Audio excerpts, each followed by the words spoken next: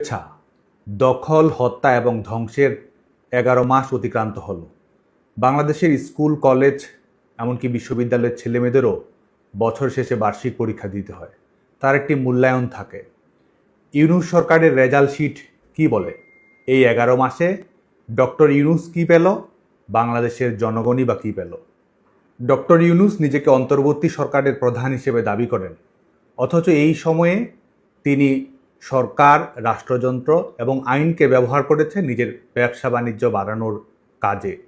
তিনি নিজে সরকার, অথচ গ্রামীণ ব্যাংকে সরকারের মালিকানা ২৫ ভাগ থেকে ১০ ভাগে নিয়ে আসেন।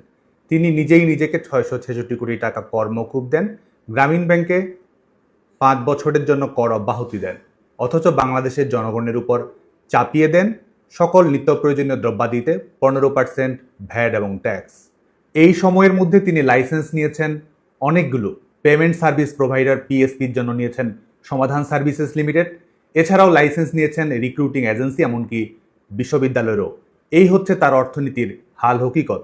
আর বাংলাদেশের অর্থনীতির অবস্থা কী? বাংলাদেশে তার সময়ে জিডিপি ৩৬ বছরের মধ্যে সর্বনিম্ন 3.3%। বাংলাদেশ ব্যাংকের হিসেব অনুযায়ী গত কয়েক মাসে বাংলাদেশে বিনিয়োগ কমেছে ৭০%, ফরেন ডিরেক্ট ইনভেস্টমেন্ট এফডিআই কমেছে ২৭.৮%, মূলধনী যন্ত্রপাতি আমদানির হার কমেছে ২৫.৫৬%। বাংলাদেশে এডিপি বাস্তবায়নের হার এ যাবৎকালের মধ্যে সর্বনিম্ন। তিনি মেধার কথা বলেন, অথচ এই হলো তার পারফরমেন্স। বাংলাদেশে মূল্যস্ফীতি বর্তমানে 10%, খাদ্য মূল্যস্ফীতিও 10%-এর কাছাকাছি।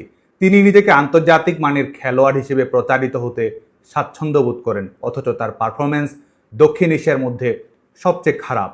তিনি সবাইকে উদ্যোক্তা হতে বলেন, অথচ বাংলাদেশে বেসরকারি খাতে ঋণের প্রবাহ বর্তমানে সবচেয়ে কম, 8%-এর নিচে।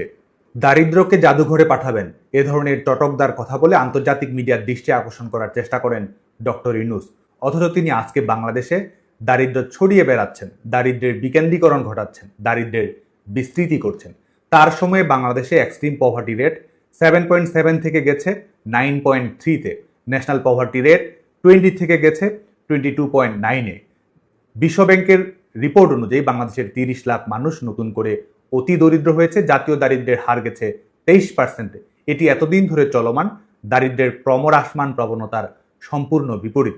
বাংলাদেশের খাদ্য উৎপাদন ও প্রবৃদ্ধির হার বিগত 10 বছরের মধ্যে সর্বনিম্ন অবস্থায় পৌঁছেছে।